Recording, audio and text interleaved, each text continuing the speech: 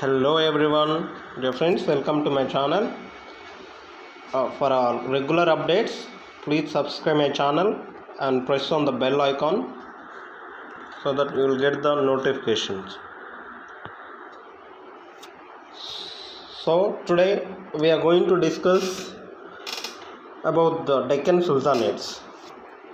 So normally the Deccan Sultanates combining of these five dynasties. Basically, why it is they are called as a Deccan Sultanates. So I'll show you. So this is the Deccan Plateau in Indian map. You can see. So this is the Deccan Plateau, and in this region these kingdoms are located. So in this region these kingdoms are located. So that is why these are called Deccan Sultanates. Okay, these five dynasties called Deccan Sultanates, and today we will deal with individually.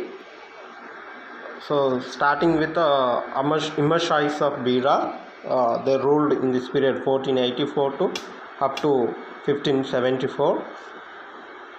Then it was annexed by Ahmednagar, Nizam Shahis of Ahmednagar, and the next we see the Bari Shahis of Bidar, that is starting with 1526 to up to 1610. Then it was annexed by Adil Shahis of Bijapur. Okay, the first one annexed by this one, and the second one is annexed this one. Then come to the Nizam Shahis of Ahmednagar. They ruled from 1492. This time period is wrong, up to 1636. Okay, then Adil Shahis of Bijapur. They ruled in this period, and finally Qutub Shahis of Golconda. So as their reign begins and ends, we do the class. So these two, the Berar and Bidar, are the very short ruling dynasties. We'll do with them first, then we'll continue with others. Okay, going into the content. So this is about me, my education. Okay, followed by this one. So basically Deccan Plateau, in the north side, it will be raised to around 100 meters higher than the sea level. Okay, 100 meters higher than sea level. And in south we see it is raised around 1000 meters height. So 1000 meters height here and 100 meters in northern side of the Deccan Plateau. Okay, this is the map then that is located each dynasty. So we see Bijapur on the west coast of Arabian Sea, and we see here Golconda and Bidar. Ahmednagar will be here, and it was annexed by Berar will be here and annexed by Ahmednagar, and this is the Vijayanagara kingdom. So with the fall of Vijayanagara kingdom in Battle of Talikota or Rakshasa Tangadi, so Bijapur was able to extend his empire up to the Bangalore. So they were extended up to Bangalore, and even Golconda extended their empire up to Tamil Nadu, Vellore. So last capital of Vijayanagara, that is Vellore, was taken over by Golcondas. Okay, this is the little introduction about the Deccan Sultanates. So basically here the river Vindhyan ranges are there. So here river Krishna flows. So these dynasties are between this one, between the river or Vindhyan ranges and river Krishna.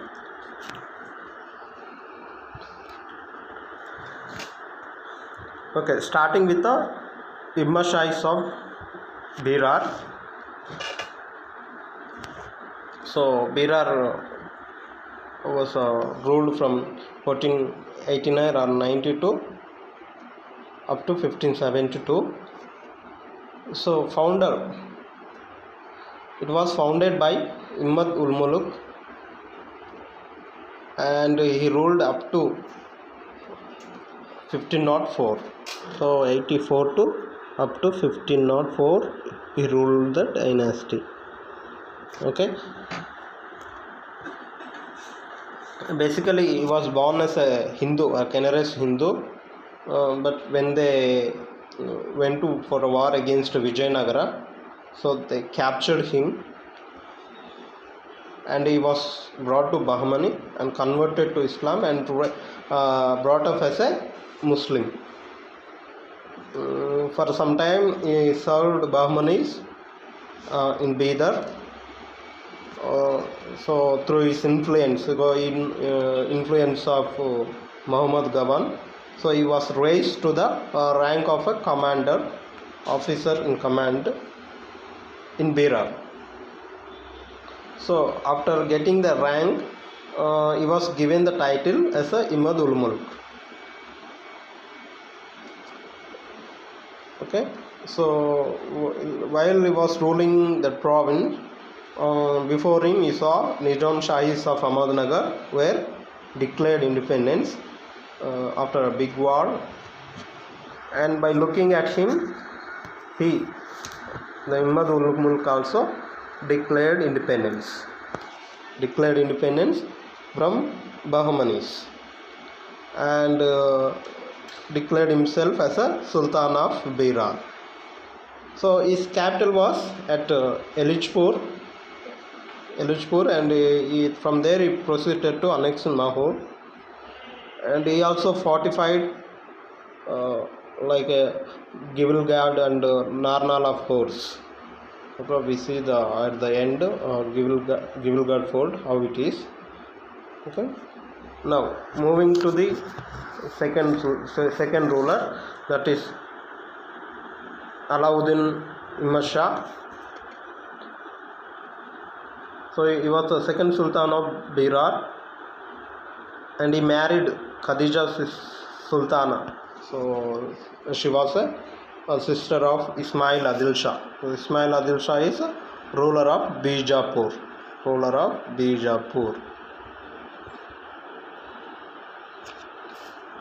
Okay. Now the next ruler is Darya Imad Shah. He ruled from 1532 up to 61. So we coming to the Imad Shahis and the Bari Shahis, there is a limited sources to study its history. So it will be only the political history of Imad Shahis and Bari Shahis. Okay. So next Darya Imad Shah, his daughter Daulat Shah Begum was given marriage to Hussain Nizam Shah of Ahmednagar. So when he had a war with Vijayanagara, between Vijayanagara and Ahmednagar, Darya Imad Shah went to aid his son-in-law against Vijayanagara.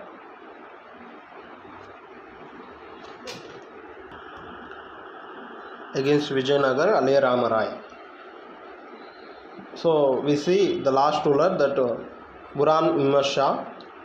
He ruled from 1561 to up to 68. So when he succeeded or ascended the throne, just 3 years old per man, and he was overthrown, or he was removed from the throne by his minister known as Tufail Khan, and he tried to assume the kingship. So looking at this chaos and situation, Murtaza Nizam of Ahmednagar took opportunity to invade Berar to his kingdom. So in the year 1561, Murtaza Nizam Shah of Ahmednagar invaded Berar to his kingdom.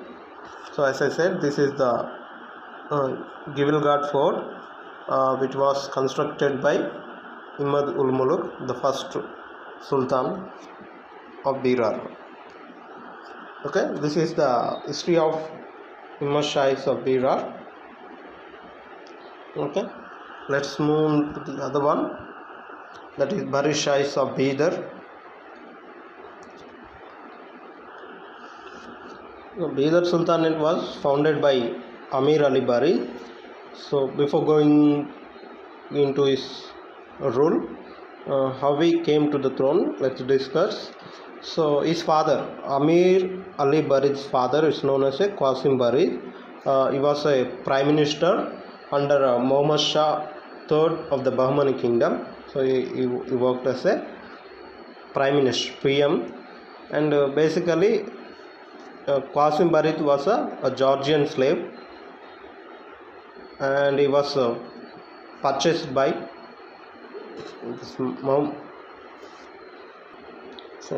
once Muhammad Gawan death took place. He worked as a prime minister under the Bahmanis. So he passed away in the year 1504, that Qasim Bari, and after him his son Amir Ali Bari till 1527 he ruled as a prime minister under the Bahmanis. So Bahmani sultans, last four sultans were just puppet rulers in the hands of this Bari Shahis. And when the last ruler Kalimullah was defeated and he was overthrown, and the remaining territory, and actually the Bidar was the capital of Bahmanis in the last reign. So slowly each province was getting independence. So like one side the Golconda, other side Ahmednagar and Bijapur, each one was getting independence, and the remaining small principality, remaining one was ruled by these puppet kings, and after followed by them the small kingdom came into the hands of this Amir Ali Bari. So from 1527 onwards up to 42 it was ruled by Amir Ali Bari, and he became an independent in 1527. Okay, followed by Ali Bari Shah. So he ruled from 1542 to 80. So he was the first to assume the royal title of Shah. So he was the first to recognized or assumed to the title of Shah. So this the Ali Bari Shah, he was the one joined with the other Deccan Sultan in the battle of Talikota or Rakshasa Tangadi against Vijayanagar. So we will deal in Ahmednagar detailedly about the battle of Talikota. So it is important from the exam point of view because he participated in the battle of Talikota. So here you need to remember one more thing is that regarding the Berar, Berar did not participate in the battle of Talikota. So because there was a small infant ruler, so he could not come to the war. So likewise the Berar did not participate in the battle of Talikota. So the question will be asked, among the 5 dynasties, which dynasty did not involve in the battle of Talikota or did not participate in battle of Talikota? That is how to say Berar. So Imad Shahis of Berar. Okay. So coming to here, after him Ibrahim Bari Shah came to the throne. He ruled for 7 years, and after him Qasim Bari Shah the second up to 1591 he ruled, and after him Amir Ali Bari Shah 1591 to 1600, Okay, so here we know only the political history of these people. So what they did is little known from the sources. Okay, and after him Mirza Ali Barid, he ruled up to 1609, and finally Amir Barisha, he ruled from 1609 to 19. Okay, in 1619 he was defeated. Amir Barisha defeated by Ibrahim Adil Shah II of Bijapur. So soon the Barishas of Bidar was invaded by Bijapur. Okay, it was invaded by Bijapur. So these are the two dynasties that end within the short span of time. Let's go to the another slide. So going into the deal with the Nizam Shahis of Ahmednagar. So Nizam Shahis, it is one of the medieval Indian kingdom. So its north boundary will be Sultans of Gujarat or Gujarat Sultanates, and the south, on the south we can see Bijapur. So these are the two boundaries. In between these two, the Nizam Shahis existed. Okay, coming into the political history, Malik Ahmad Nizam Shah was the founder of the dynasty. He declared independence after defeating Jahangir Khan in a war in 1419. So Jahangir Khan was a commander of Bahmanis. Once he was defeated, so Malik Ahmad declared himself as an independent sultan. So basically, coming to his background, he was just son of Nizam ul Mulk Malik Hasan Bari.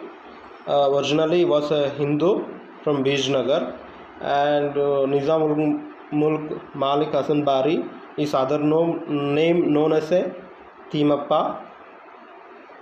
So is father of Malik Ahmad Nizam Shah, okay, or Malik Ahmad or Ahmad Nizam. Okay, so he was purchased by Muhammad Gawan. And raised to the rank of Malik Naib. So he was raised to the rank of Malik Naib. It's a kind of post. So after the death of Gawan, he was raised to the rank of Prime Minister. So that is during the period of Muhammad Shah Bahmani II. So once he became Prime Minister, soon his son Ahmad Shah was appointed as a governor of Bid and the surrounding districts of Bid. So once his father, but Ahmad Shah took his residence at Jonar, and it is going to be a future capital for him. So once after death of his father, that he declared independence. Okay, he declared independence and assumed the title as a Nizam ul Mulk Bari. Okay. So once his father's death took place, so the Bahmanis started to incur in his province. So but he gave a stiff or a strong resistance to the Bahmani army, and finally he was able to defeat Jahangir Khan and declared him independent as an independent ruler. So as I said, his capital was at Jonar. Okay. Capital was Jonar. Then in the year 1494, in the year 1494, sorry, 1494, he started to lay a foundation for a new capital. That new capital known as Ahmednagar. Okay, this is situated between Junnar and the Daulatabad. So once he came to the throne, he captured Daulatabad fort and made it as a second capital. So he had two capitals, that is first to Junnar, then followed by it transferred to Ahmednagar. Then Ahmednagar being the first capital, and Daulatabad was the secondary capital or second capital of Ahmad Shah. After his death, his son came to the throne, that is Burhan Nizam Shah the first. Burhan Nizam Shah the first, and he ruled from 1510 to up to 1553. So at the age of 7, he ascended the throne, and he was under the regents of Mukmal Khan, an official or minister in his court. Okay, he married Bibi Mariam, a daughter of Yusuf Adil Shah. Adil Shah comes as a Bijapur. He married a daughter of Yusuf Adil Shah, and he was succeeded by, among his sons, he was succeeded by Hussain Nizam Shah.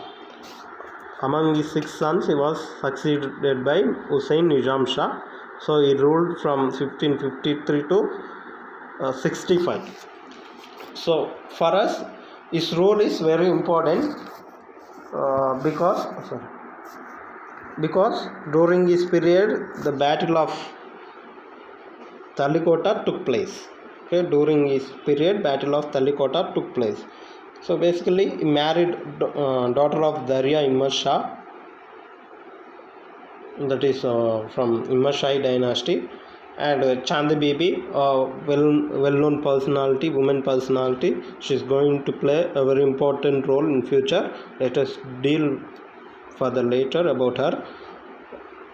Okay, and she was his daughter.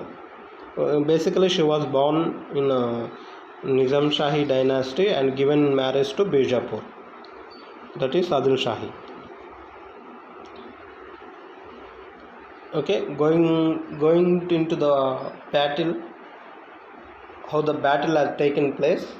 So the Battle of Talikota was known as a Battle of Rakshasa Tangadi or Battle of Banihatti. So it was fought in the year 1565. So if they ask the date also, they may ask sometime date also, that is 23rd January 1565. Okay, so basically this war was won by these combined forces of Deccan Sultans. So this war was between the combined forces of Deccan Sultans on the one side, and the other side Vijayanagar kingdom.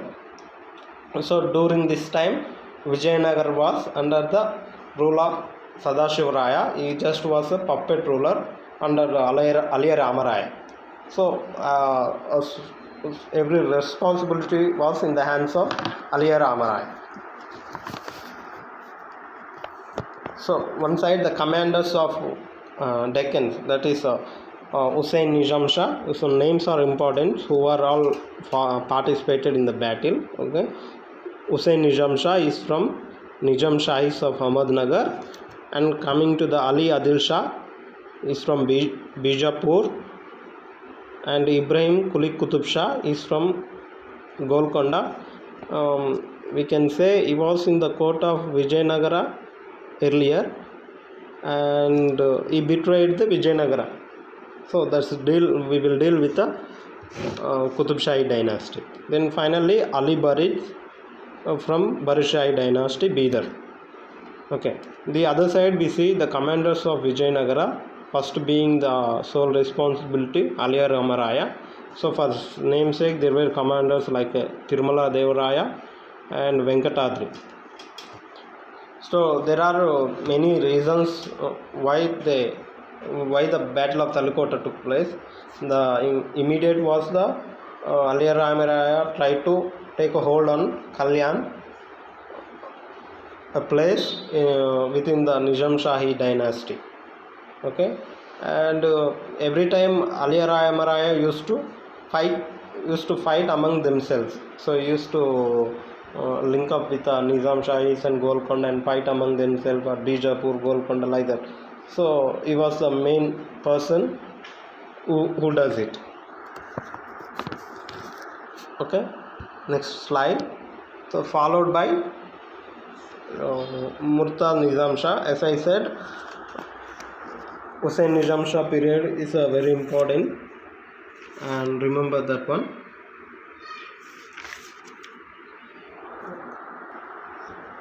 And remember that because he was the person who led the Battle of Talikota first. Okay, allied forces of these four sultanates led by him, and finally he was the one who beheaded Aliya Ramaraya.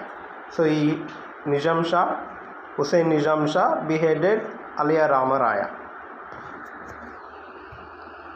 So that with that the Battle of Talikota ends, and followed by the other ruler Murtaza Nizam Shah the first. His reign from 1565 to up to 88. Just when he ascended the throne, he was a minor son.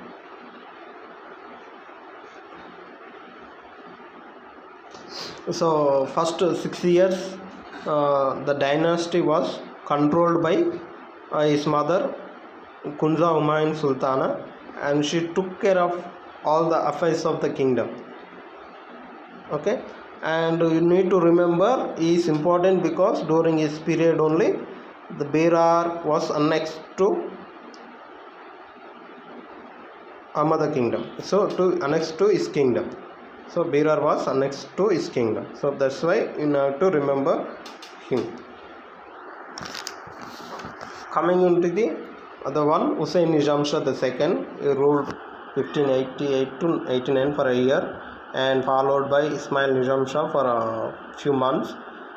Then after him, Burhan Nizam Shah II ruled from 1591 to 95. So basically he was addicted to wine and women, and he ruined his whole empire. Okay, and followed by Ibrahim Nizam Shah. He ruled for a period of 1 year. So during his period, Chand Bibi, as I said, Chand Bibi, daughter of Hussain Nizam Shah, was married to Bijapur Sultan, was acting as a regent, to him, to Ibrahim Nizam Shah. So she defended the Ahmednagar against the Mughals. So that time Mughals were trying to conquer or invade the Ahmednagar. So she was defending it.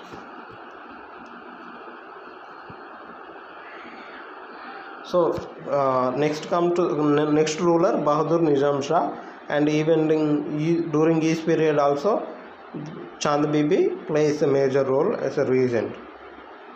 So when he ascended the throne, he was just a 3 years old kid. Okay. So after that, Ahmednagar accepted the suzerainty of Mughals. So they accepted that we are under you, under Mughals, and then in turn the Mughals recognized Bahadur Nizam Shah as a ruler of Ahmednagar. But however, it may be in the year 1599, Akbar again launched another invasion by sending his son. It's not Saniam, it's Danial.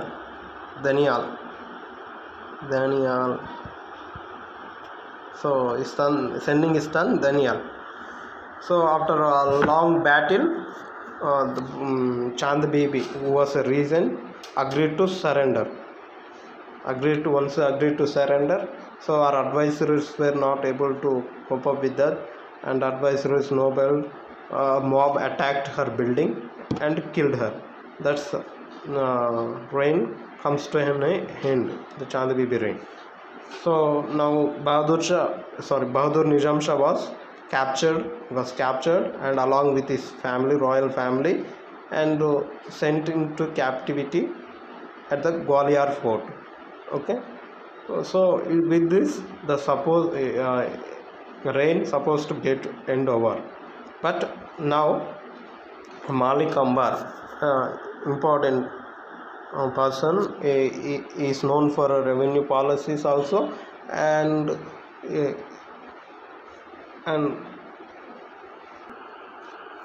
so good leader and able administrator. So Murtaza Nizam Shah he was a puppet ruler under Malik Ambar.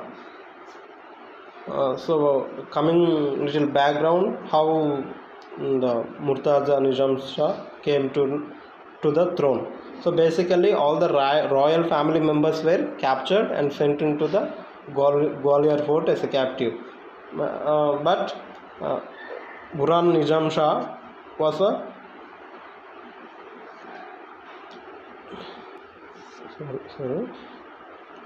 Murtaza Nizam Shah, he was a grandson of Burhan Nizam Shah. So basically he was a son of Burhan Nizam Shah's brother known as Shah Ali. So the real name of Murtaza Nizam Shah was just Ali, and when he conquered the so now plan of Malik Ambar was to put a person or who is from royal family to strengthen the confidence among the people. So for that, to strengthen the confidence even in Shah Ali, that is brother of Burhan Nizam Shah, he married his daughter to Murtaza Nizam Shah. He married his daughter to Murtaza Nizam Shah. So once he regained the empire, Ambar made Puranda as a new capital of Nizam Shah. Okay, so during some confusion and chaotics, the Malik Ambar himself poisoned the king, that is Murtaza Nizam Shah II. So there was a conflict between a wife of Murtaza Nizam Shah, that is daughter of Malik Ambar, and another wife of Nizam Shah. So in this conflict, Murtaza spoke against his Ambar daughter. So his daughter came and complained about the things. So he planned with the security of the Murtaza Nizam Shah and poisoned and killed him. So once he was killed, his son Burhan Nizam Shah II, okay, he was a son of him, was put on the throne. He was put on the throne. He was just 5 years old boy. So he ruled from 1610 to up to 1631 under his regency, and after him Hussain Nizam Shah III ruled from 1631 to 33,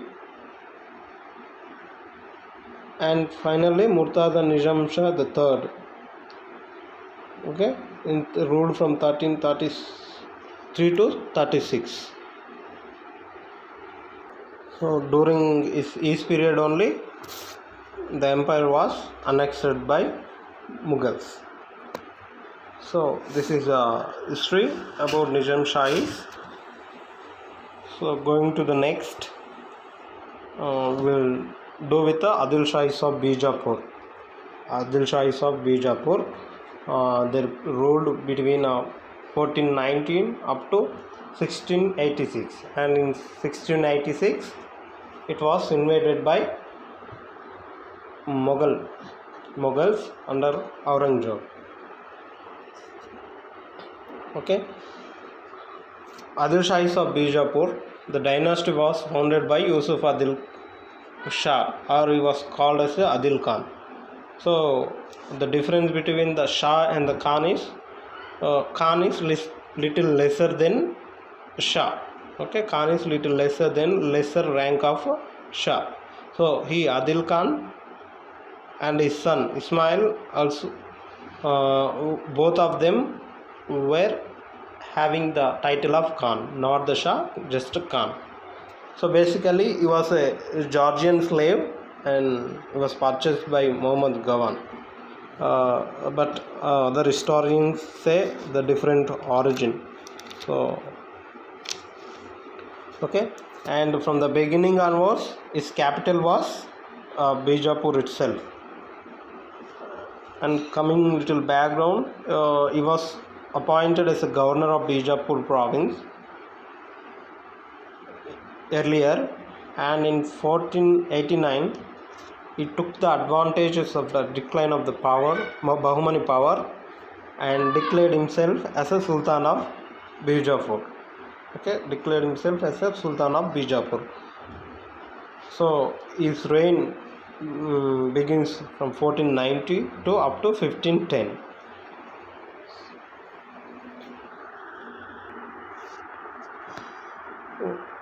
So he was a person with a cultural motive, and he invited poets and artisans and musicians, scholars from different parts of the world, that is from Persia, Turkey and Rome, to his court. Okay, he fought with Krishna Dev Raya and he was defeated by him. He was defeated. Yusuf Adil Khan was defeated by Krishna Dev Raya. Okay, next slide.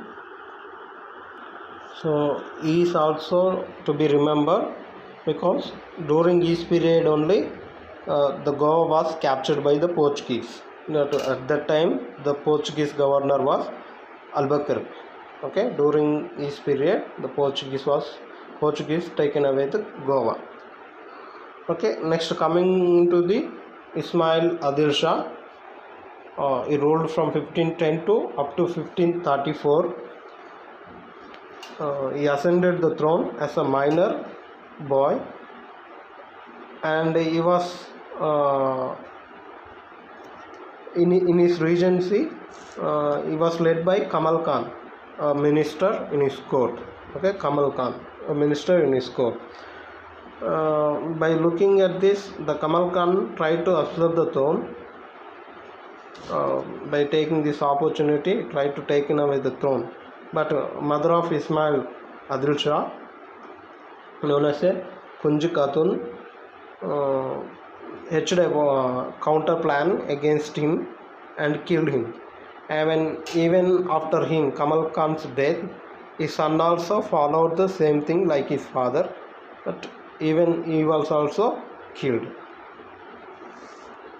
So during this period, Ismail Adil Shah period, there was a important battle known as a Battle of Raichur, which was fought in 1520 against Vijayanagar. Okay, the Battle of Raichur, also known as a Battle of Diwan, and in this battle the Ismail Adil Shah was defeated by Krishna Dev Raya. In this battle Ismail Adil Shah was defeated by him. So at this time Bidar was invaded, not entirely. Bidar was partly invaded, and in return the combined forces of Berar, Ahmednagar, Golconda and Bidar, they tried to invade the Bijapur, but where Ismail gave a strong resistance and he did not allow them to invade. So later on, Ismail's sister, known as Bibi Sati, was given in marriage to Ahmad Shah, ruler of Nizam Shahi, and then the hostile was there between them. It became a friendship. It became a friends, and they are by matrimonial alliance became a friends.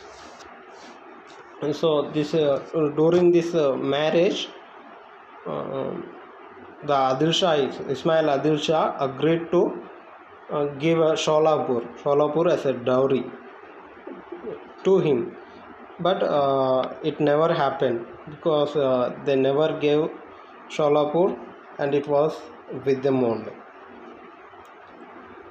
So Ismail also led a campaign against Golconda, and during this campaign he was passed away in the year 1534.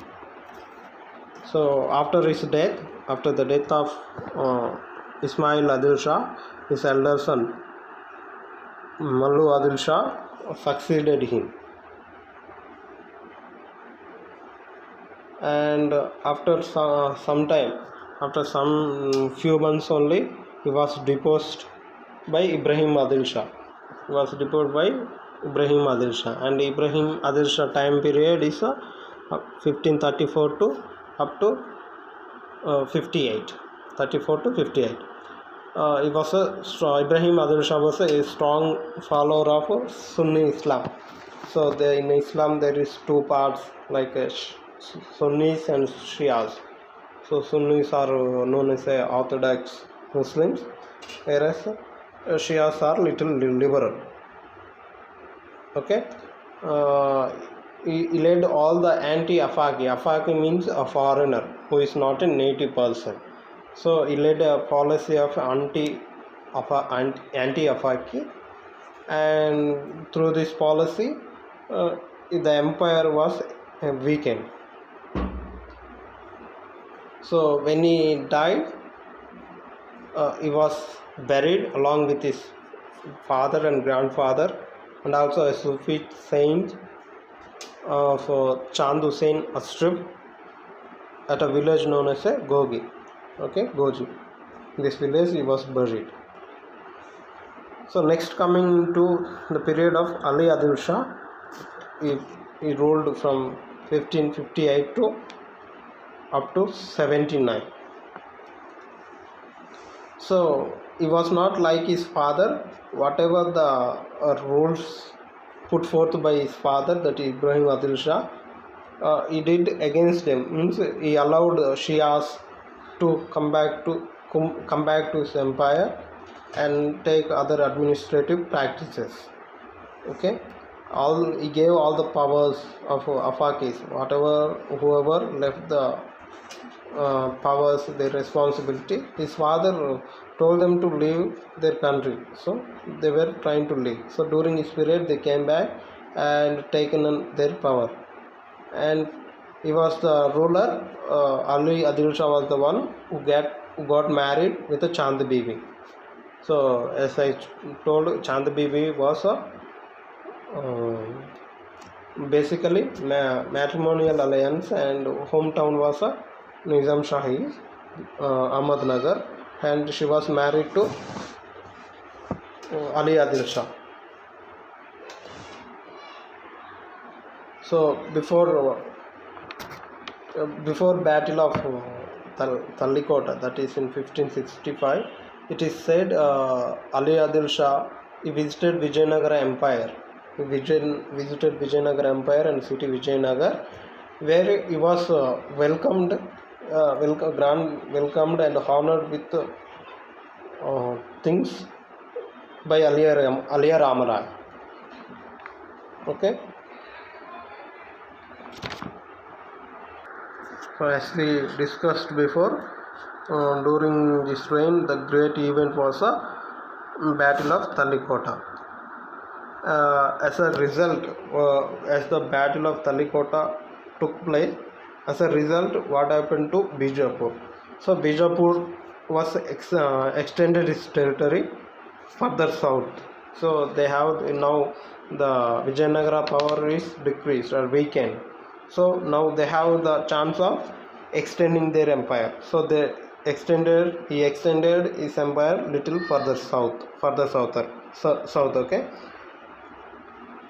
So during his period, he also had a diplomatic relationship with Mughal Emperor Akbar, and envoys also exchanged between both.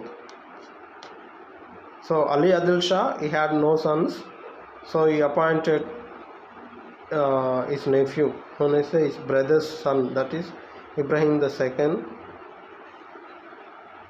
Ibrahim II as the next successor. So Ibrahim as the next successor.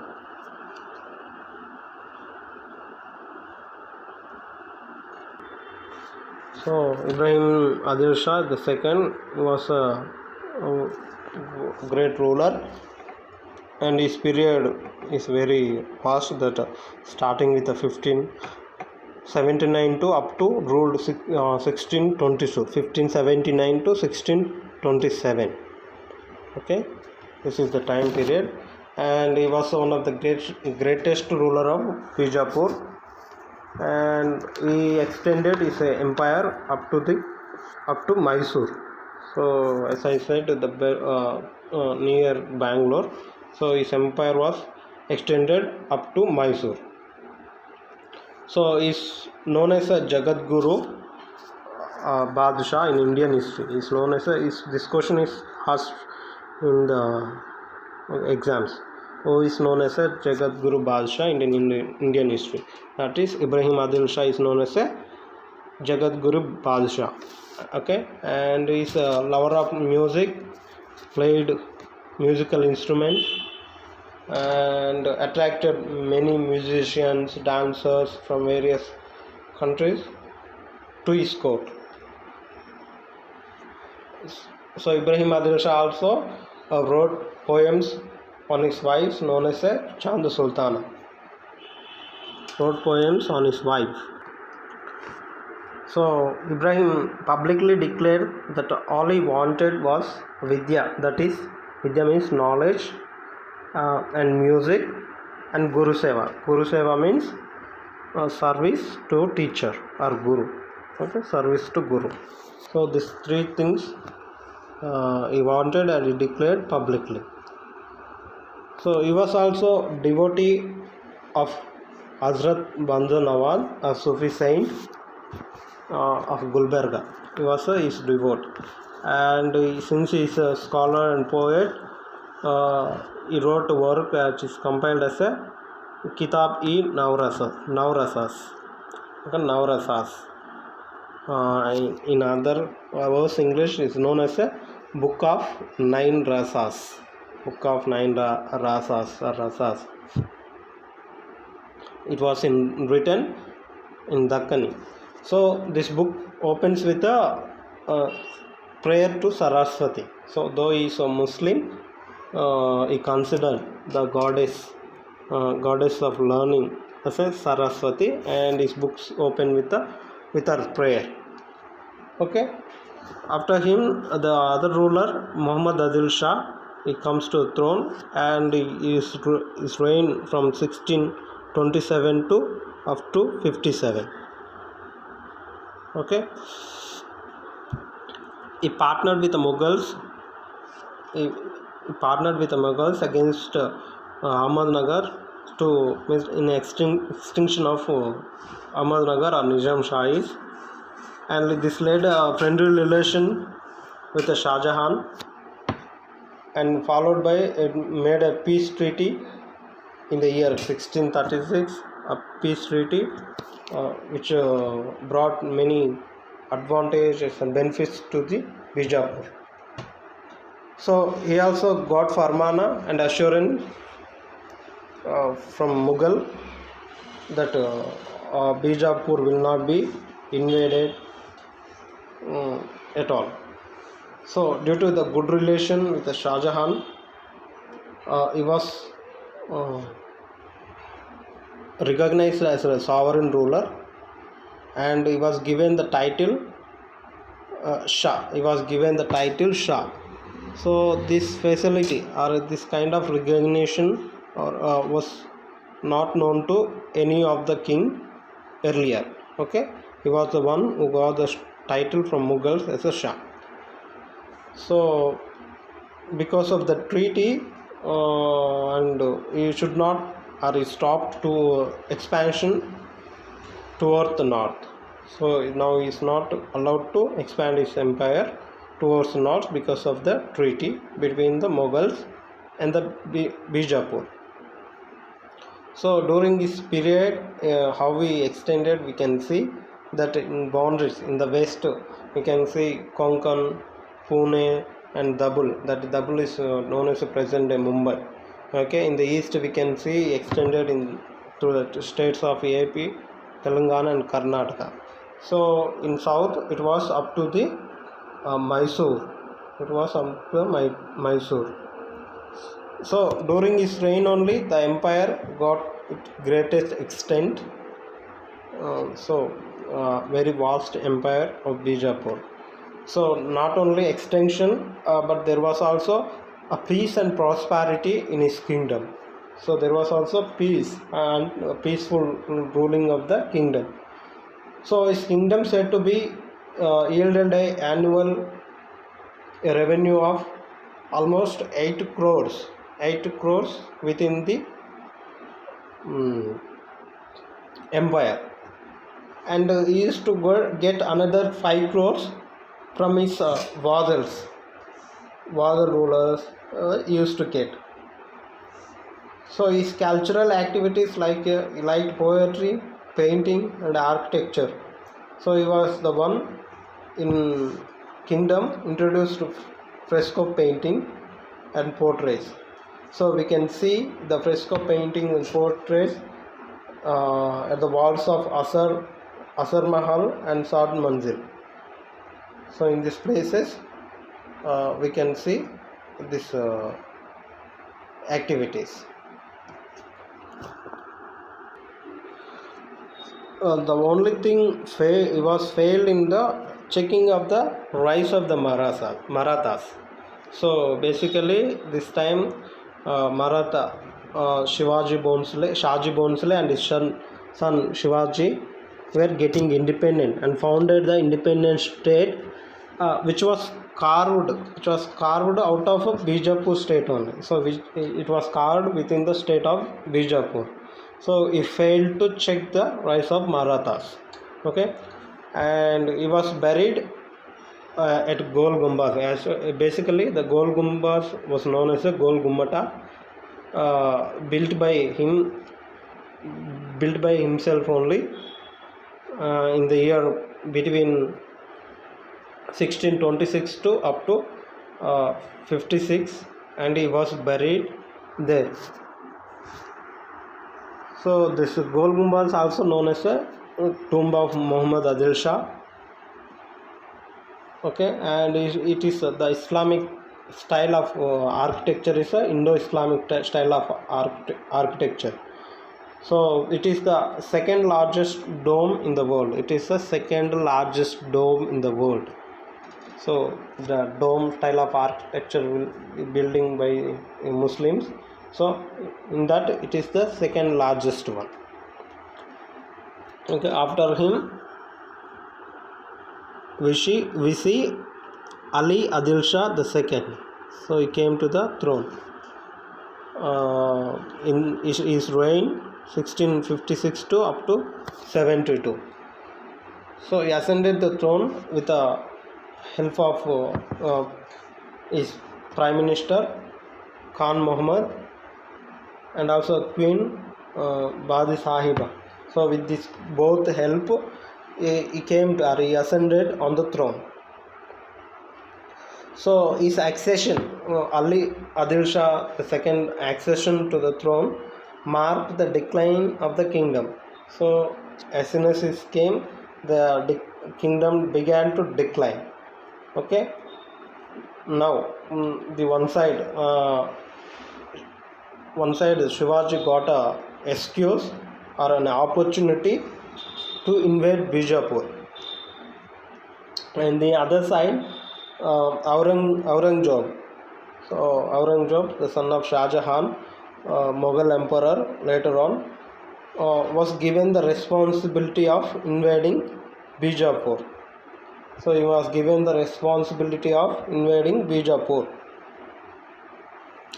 But during this period, since there was a war of succession in the north, that is in the Mughal Empire, so he had to leave this ambition and go to the north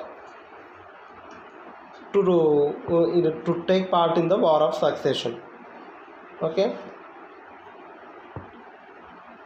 Again, now coming to the south, in the south the Nayaks also tried to recover. The Nayaks were earlier their lands were taken or captured by, so now they are also trying to take back their lands.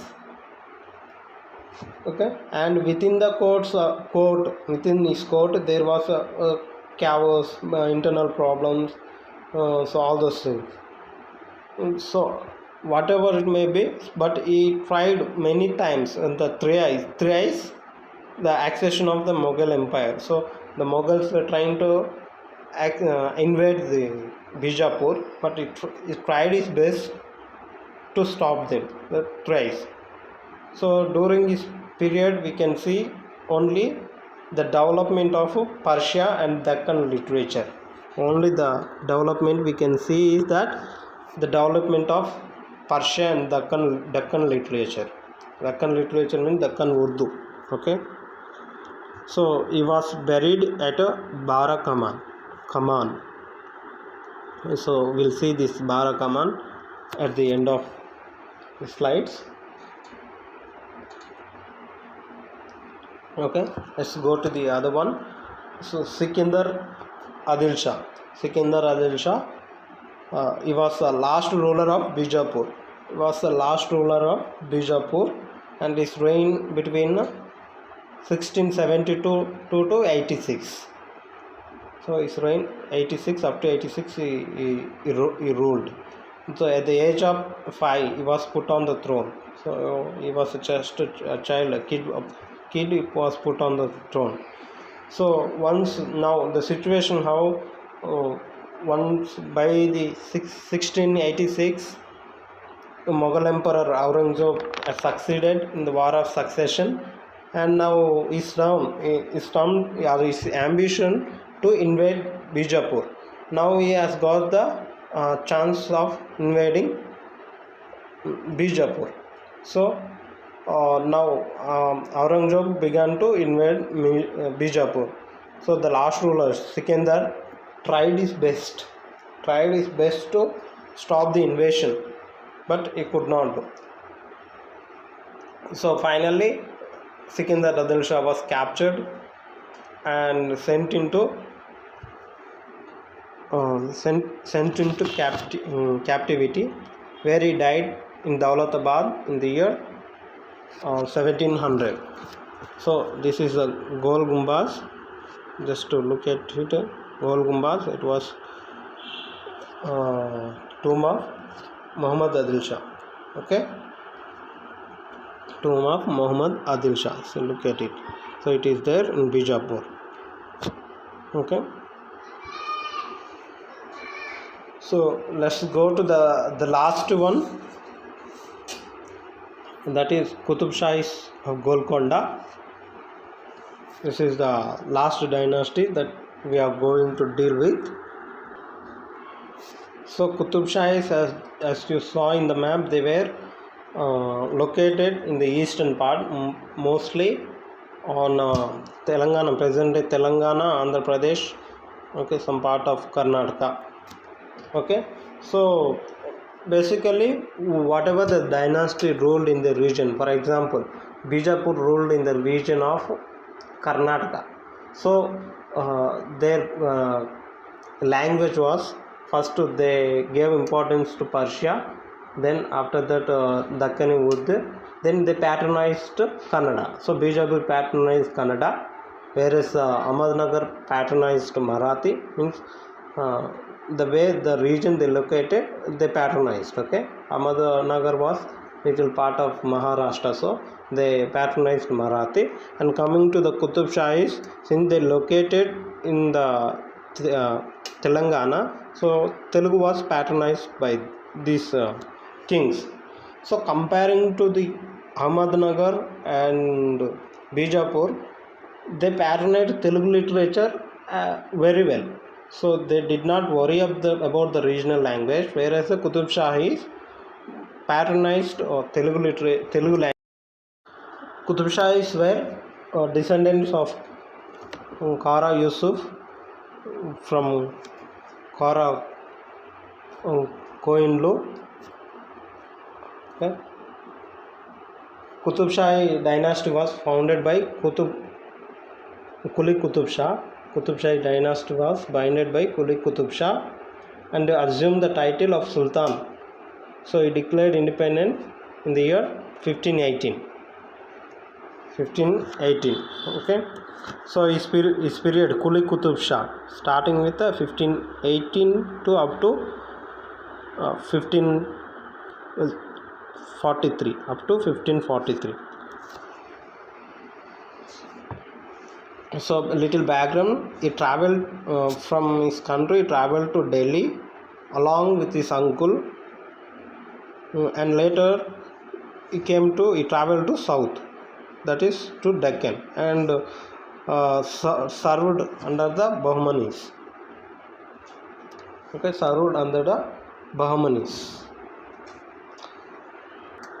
So due to his successful leadership in military conflicts, he received a title known as a Qutub ul Muluk. He received the title Qutub ul Muluk. So in 1518, as he declared independence of Golconda, he was a contemporary of Krishnadeva. So Krishnadeva was a ruler of Vijayanagara, a powerful ruler of Vijayanagara. So he was contemporary, and his brother also, that is his brother Achyuta Deva Raya. Both were contemporaries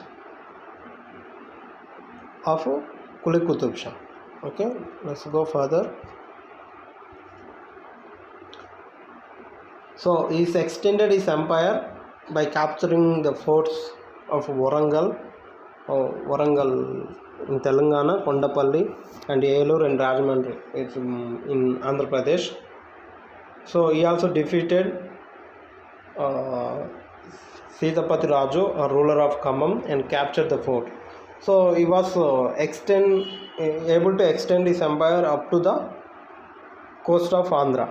Okay, he forced Orissa ruler Vishwanath Dev Gajpati to surrender all his territories, which are located at the mouth of the rivers Godavari and Krishna. Which the river, the location that the territory located between the mouth of river Krishna and Godavari were asked to be surrender. Okay. So he was extending his empire till he was defeated by Timmarasu, Prime Minister of Krishnadeva Raya. So the first ruler Quli Qutub Shah, he was killed or assassinated by his son only, by his own son, known as Jamshid Quli Qutub Shah, while offering prayer. So while offering prayers, he killed his father. Okay. So followed by Jamshid Quli Qutub Shah. He ruled for a period of 7 years. So coming to the throne, suppose his elder son of Quli Qutub Shah supposed to ascend the throne, but Jamshid blinded his elder brother and he usurped the throne, and he forced other brother like Ibrahim Quli Qutub Shah to flee Vijayanagara. Jamshid was so cruel, and he did not care about anything, and he died of cancer in the year 1550. So soon after, he was succeeded by his son known as Shubhan. He was succeeded by Shubhan Quli Qutub Shah, and he was a child that time. So a region came from a court of Ahmednagar to take care of the affairs. Okay, so he was followed by, so once he passed away, Ibrahim Quli Qutub Shah. He was a son of Quli Qutub Shah. He was son of Quli Qutub Shah, came back from Vijayanagara and ascended the throne. So he's ruled between 1552 up to 80. For a period of 30 years he ruled. So he was the fourth Sultan of Golconda. So basically he was in exile for 7 years, and he adopted the Telugu language or Hindu tradition in his exile. So he was called as a Mulkiba Rama. In Telugu he was called as a Mulkiba Rama, his famous name, and in some of the records or official documents he also he wrote name as a Mulkiba Rama. Okay, he was a patron of arts and Telugu literature. He patronized art and Telugu literature, and he sponsored Telugu poets. He sponsored Telugu poets like Addanki Gangadhara, Singanacharyudu, and Kandukuri Rudrakavi. Like these poets were patronized by him. Going to the next. So he took advantage of internal conflict. So he took advantage of internal conflicts whatever going on in Vijayanagara Empire during the period of Aliya Ramaraya. So along with the other Deccan Sultans except Berar, he declared war against Vijayanagara. So it's like he personally betrayed Aliya Ramaraya. So when Ibrahim Quli Qutub Shah was in exile for a period of 7 years, so Aliya Ramaraya gave him the shelter and all the honor he got from him, and he learned many things like he learned Hindu tradition, culture, and he followed the style of food or dressing style, speech, everything. He followed the Telugu the Hindu tradition. So this policy was followed by throughout his life. Okay, policy was followed by throughout his life.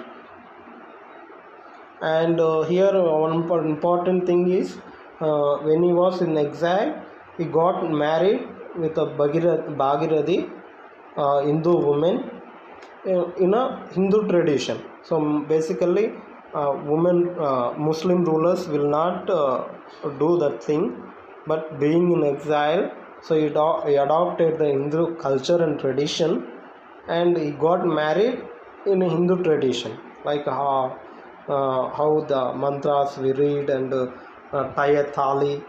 So all these things were followed by him. So he also patronized other languages like Arabic and Persian, and he developed a fort or lake known as a Hussain Lake, which is located in here Hyderabad. So once you visit the city, you can see Hussain Sagar Lake, and you can see the Ibrahim Bagh too. So in a way, he personally betrayed Aliya Ramaraya. So because he has given the shelter and all those things, and until he waged a war against him. He waged a war against him, and in Telugu we can say that a famous sentence, "Tinninti vasalu lekka bettadu," which means like where he ate, used to destroy that place. Okay, so he has no, in a way he has no gratitude. So it's meaning like that. So after war, he had the chance of extending his empire. So he conquered or he invaded important hill forts like Adoni and Udayagiri in southern part of Andhra Pradesh. So he died in the year 1580 and succeeded by his son. So his son was Muhammad Quli Qutub Shah. Muhammad Quli Qutub Shah ruled from 1582 till 1611. So basically he was a son of Ibrahim and Bhagirathi, sorry, women, Hindu women, where Ibrahim married in Vijayanagara Empire. So he was born to both of them. So he was a good poet and he wrote poetry in Persia, Telugu and Urdu. He was a good poet. Okay. So he was the first author of Urdu language, and his poetry, whatever the poems or works written by him, is compiled into known as a Kuliyat-e Quli Qutub Shah. Kuliyat-e Quli Qutub Shah. Okay, and he is also known for constructing the city of Hyderabad. Once he constructed the city of Hyderabad, he shifted his capital from Golconda to Hyderabad. Okay, the city of Hyderabad is basically you can see on the southern bank of Musi river. Sometime the question was asked on which river bank the Hyderabad is located. It's a Musi river. So it was constructed in the year 1591. And so to construct the city, he called many architects from different parts of the world, to the city to construct it. And it is said that he named the city, there are theories, he named the city in remembrance of the fourth caliph, or also known as the first Imam of Islam, known as Ali ibn Abi Talib. So on his remembrance, the city was constructed. And the other one is a Charminar. Charminar is 4 minars which is constructed, and it was constructed in the year 1591, where the plague disease got, and because of that one, to eradicate that one, this was constructed. Okay, the other one, beside Charminar, there is a Makkah Masjid. So Makkah Masjid also was constructed by him. Okay, after him we see Muhammad Qutub Shah. So the first one being the Muhammad Quli Qutub Shah, and now Muhammad Qutub Shah. So only that Quli is missing here. So remember. So his reign from 1611 to up to 1626. Basically he was son-in-law of Muhammad Quli Qutub Shah, and he married only daughter of Hayat Baksh Begum, only daughter of him, that is known as Hayat Baksh Begum. So during this period only, the first history of Qutub Shahis is constructed as written. So first history of Qutub Shahis is written. Okay, after him the other one comes, that is Abdullah Qutub Shah. Abdullah Qutub Shah is a seventh Sultan. So he was a sixth Sultan. Was the sixth one, he was a seventh one. Okay, so he is for unlike Quli Qutub Shah is also like lover of poetry and music. And during his period we see only he was succeeded in demolishing the Vijayanagara Empire, which was decaying. So already Vijayanagara Empire was decaying, so he completely demolished and captured Vellore. Vellore is a place in Tamil Nadu, northern Tamil Nadu. So it was last capital of Vijayanagara, which was captured by Abdul Qutub Shah. So during his reign, Aurangzeb tried to invade. Aurangzeb was at the Deccan as in charge. So he made Abdullah Qutub Shah to be permitted within the fort of Golconda. He was not allowed to go out of Golconda fort. So he was restricted within the fort on the command of Shah Jahan. So till he was just Aurangzeb was in charge of Deccan. So to soften this one, he had a matrimonial alliances with the Mughal. So he married his daughter.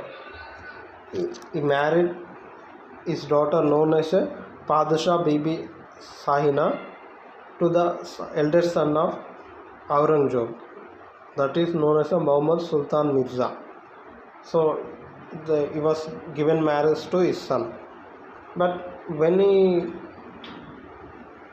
died with the unhappy. So he was not happy when he died because of the invasion that will be taken place by Aurangzeb. Okay. So the last ruler, that is Abdul Hasan Thani Shah. Abdul Hasan Thani Shah. So he was a last ruler of Qutub Shahi dynasty, and he was a son-in-law of Abdullah Qutub Shah. He was son-in-law of Abdul Qutub Shah.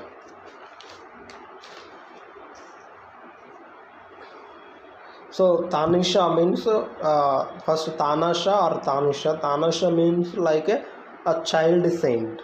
Tana Shah means a child saint, whereas Thani Shah means a benevolent ruler. Thani Shah means a benevolent ruler. So we can see in his court a famous ministers known as Akkanna Madanna. They have made a very good revenue policies which brought revenue to empire. So followed by Kancharla Gopanna, or he is also known as Ramadas. So his story begins like he was a Tahsildar of the place here in close to Bhadrachalam in present day Telangana, and it is said that he diverted all the public funds to construct a Rama temple in Bhadrachalam. So for this, for diverting the public funds, he was jailed, or he was imprisoned by Thani Shah. So after 12 years, he was released from the jail, where following a dream of Rama to Thani Shah. So Lord Rama came in a room to Thani Shah, and he has given a gold dinar or something with the Rama image. So he felt it's like a dream, but by morning he saw the kind. So by realizing it's the truth, so he released this Ramadas. So from then onwards, he started the tradition of sending the pearls to Bhadrachalam. So sending the pearls to Bhadrachalam every year. That is on the day of Sri Rama Navami. On the day of Sri Rama Navami, he used to send. So this policy or this tradition was continued even by his successor rulers or successor dynasty. That is Nizams. Nizams also follow this one, and now the Telangana government also follows the same. So now coming to the political history, why it is invaded by Mughals. So in the Tanisha, basically he refused to be a vassal under Mughals. He didn't want to be under Mughals. So for that he refused to pay taxes, paying taxes, and he is also had a relation with the Sikandar of Bijapur. He was a last Sikandar means a last ruler of Bijapur. So this matter concerned very big to the Mughals. So they thought to become worst, they wanted to conquer it. So during this period only, Golconda was attacked by Aurangzeb. So during this attack, there were commanders like Khwaja Abid Siddiq, or known as Kulich Khan, and Nawab Ghazi Uddin Khan Feroz Jung. So these two were grandfather and father of first Nizam. First Nizam, who was the person started Nizam dynasty, Asafjahi dynasty, are known as Nizams. So in the year 1687, so Bijapur was in 1686, and followed by 1687, Aurangzeb succeeded in capturing Golconda. So he succeeded in Golconda, and the Hasan Tanisha was Abdullah Hasan Tanisha was surrendered all what he had, like he had with him diamonds like Noorai Iron Diamond, and Hope Diamond, Wittelsband Diamond, and Regent Diamond. With all these diamonds made Mughal Emperor Aurangzeb one of the richest monarch in the world. So once all this booty was taken by Aurangzeb, he became the richest emperor. So Abdullah Hasan Tanisha was imprisoned and put at the Daulatabad fort. So like that, the Golconda, Qutub Shahis of Golconda had a vast wealth up to the last, where it was taken by Aurangzeb. So with this we come to an end. Okay. For more updates, please subscribe the channel.